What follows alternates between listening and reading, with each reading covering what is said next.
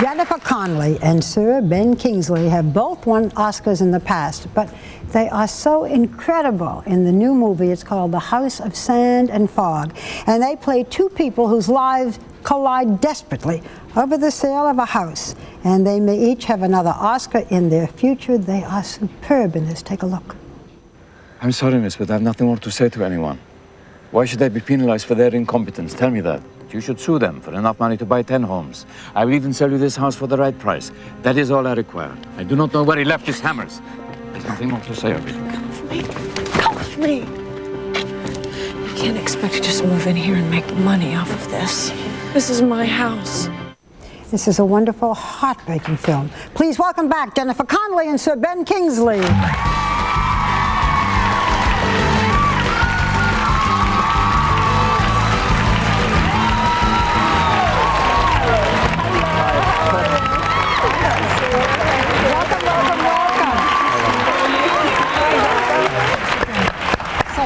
Hello, Ben. It's so glad. I'm so glad. Welcome back. Hello. I'm so glad to see you both friendly to each other after you went through in that film. I have to say, we had a lovely time working together. I mean, it was really a joy. Yeah. So, did you make any New Year's resolutions?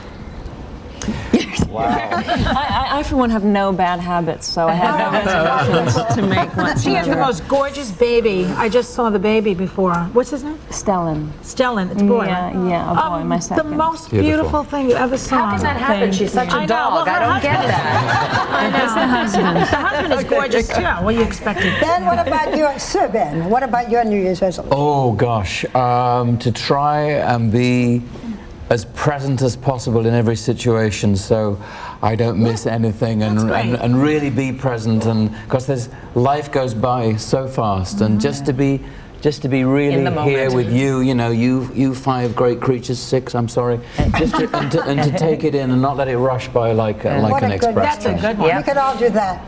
So let me talk about this film, because this film is an experience. I tell you, it really is. And Time magazine has called it a superior and heartbreaking film. Now, you play a colonel from Iran who comes to this country with his family, wants them to have a better life, and you buy a house, you saw a bit of it, that belonged not to you, but belonged to the character you play, Jennifer.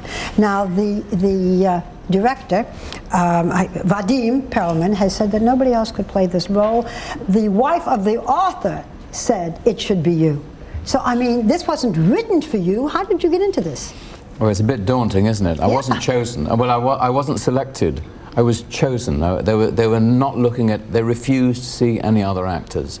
So clearly the pressure on me to give them a swift and polite answer was considerable, because I knew that things needed to roll. Vadim had read the book on an aeroplane. He'd fallen in love with it. He had a very subjective, personal connection with the book. The author's wife, Andre's wife, Fontaine, sent the book to me, brand new. You know how really new books smell? It was incredible, must have been the first print, and said that my husband, Andre, had always held you, Ben, in his mind's eye, as the kind of scaffolding or framework for the character. I read the book, I loved it, it's an extraordinary piece of writing. Then I put it away and didn't think about it, because they never mentioned the magic word film. They just said, he thought of you when trying to get Berani on the page. And then later, Vadim sent me the screenplay and said... You could not say no. I just had to read it so carefully. How did you do the accent so beautifully? I listened to my beautiful friends on the set. To Johnny Ardoud, to Jackie, his mother, to Yaya, his father, to Jean-Jacques. They're all Iranian, and as soon as I arrived on the set, they were immensely supportive and helpful to me, very positive, very polite, and I had a Farsi teacher, because I speak a little Farsi in the film, not a lot, but I wanted a broader base. Say one line in the accent, then we'll think of it later. Well, if I may be permitted to think for a while, it is very 100% beautiful film. Yes, it is. I saw it. I just thought it was incredible. And Jennifer, you are... I threw it at at you. Stay in the present. I threw it at you. I want to move on to you, Jennifer, because you were wonderful in the film as well. But you agreed to do the film before you got your Oscar for A Beautiful Mind, in which you were also unbelievably fantastic. Thank you. You have, I'm sure, received a lot of job offers after that. Could have backed out of this film if you had chosen to. What was it about this particular script that so moved you that said, I want this part? It's a beautiful story. It was a really wonderful novel, if any of you have the chance to read it. And Vadim had done a really fantastic job adapting it into a screenplay. I loved what it was about. I loved the characters. I loved the fact that they were flawed characters. They were human. It seemed like Vadim wanted to make an adult story, not make apologies for the characters and their behavior, because they all do things that are at times a bit reprehensible. It doesn't pick a good guy and a bad guy. Things aren't so clear, and it doesn't answer everything. And I thought those were all really interesting qualities, and I don't see many scripts that do that at all. That do that. So it was a great opportunity. You did such an exceptional job. I mean, both of you have now been in the spot. Critics are saying that your performances are guaranteeing you an Oscar nomination. I mean, you've won in 1983 for Gandhi. Also, '92 you were nominated for Sexy Beast, the year that you won, Jennifer. And oh, there you are. And in '92, Bugsy, you were nominated again. So Ben, I mean, this is going to be possibly your 4th nomination. Do you still get the jitters? Does it affect you in the same way? I'm really not being very present here. Why? Why? Because I'm listening and not listening at the same time. If we are nominated, it will mean possibly the more people will see the film. Right. And I believe that the film is a healing film. And I believe that the way it shakes up your molecules and leaves them in a slightly different shape when you leave the cinema will probably have a lasting effect on people, if I may say so. I'd be happy for the film. To understand each other. I mean, since most people haven't seen this film, but it brings about, one hopes, an understanding. Yes. Accepting, understanding, yeah. You know, Jennifer, I'm thinking, watching him in Sexy Beast, I thought to myself, this man becomes these characters, so I'm almost intimidated to sit next to him. I'm thinking, what about you? While I'm working, you're an Oscar winner yourself, but when given the thought of working opposite Sir Ben Kingsley, did you get a little intimidated at all? Well, he was already attached to the movie when I read the script, and it was one of the contributing factors to why I wanted to make the film, because I thought he would be remarkable in this role, as he always is. So I thought that was really exciting, and it's really, I mean, that's our job at its best, when you get to work with people who are really talented. You know, it makes it so much more exciting, so much more fun and rewarding ultimately. And how wonderful is it that people say that you guys are great together in those scenes? So see, two Oscar winners. She's pure. I heard you say that before. She's absolutely pure. What does that mean? I think it means being totally present. I think it means totally serving the character, not being a self-serving, narcissistic actor, but actually giving every single molecule of your attention to the business of telling her character's story. Flaws, broken bird, narcotized, all the negative things, but she puts them on the screen in a very pure way. I was teasing you. I said that I was in favor of his character because at the opening of the film, I'm not giving it away, you have such a dirty house, you have such a dirty sink. Anyway, we were teasing about it, but we're going to stay in the present, and we're not going to let you go, because we're going to come right back with more and a little more personal stuff. Beware, with Jennifer Connelly and Sir Ben Kingsley. We'll be right back. You worked really hard for that house. It took him 30 years to pay it off. And it took me 8 months to that. Hey.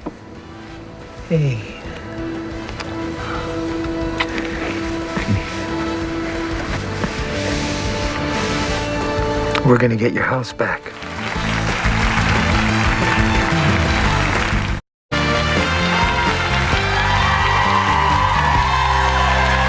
The woman's house was taken from her because she did not pay her taxes. That happens when one is not responsible. Fahmidi, do you understand? Do not feel bad. Americans, they do not deserve what they have. They have the eyes of small children who are forever looking for the next source of distraction, entertainment, sweet taste in the mouth. We are not like them.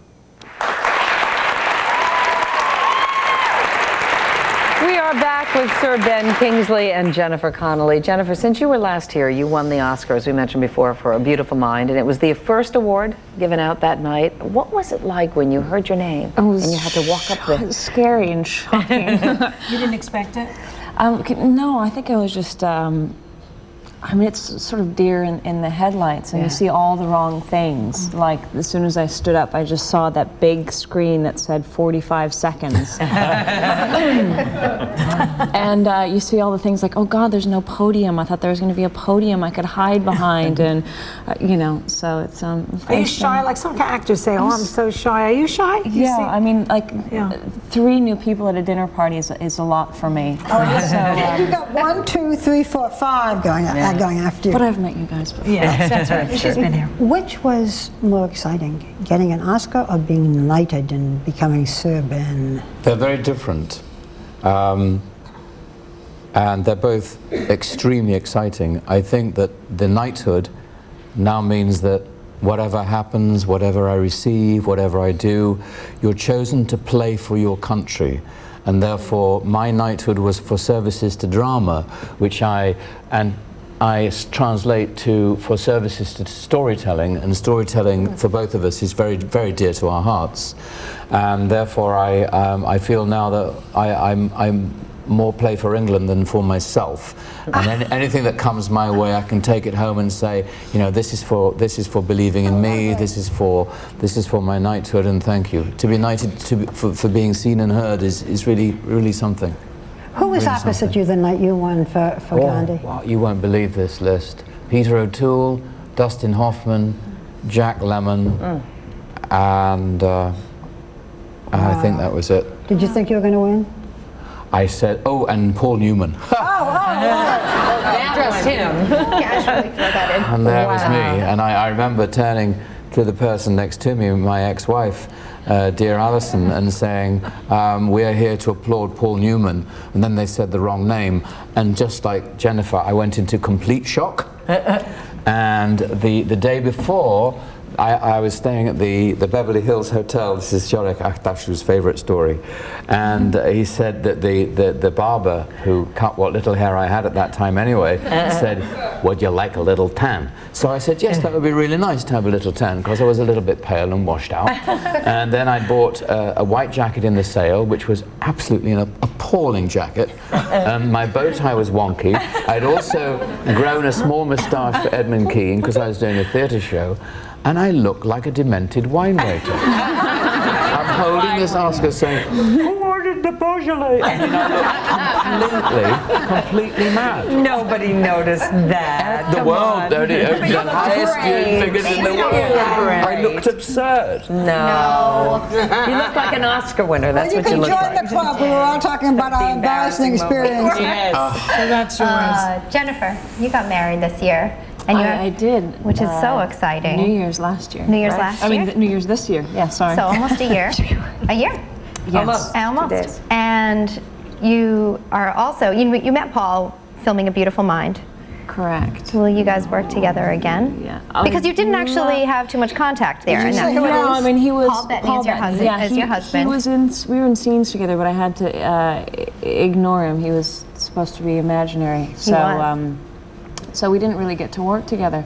We would love to do something. As many times as they'll let us. It'd be fun. Do you think you'd star as a couple together?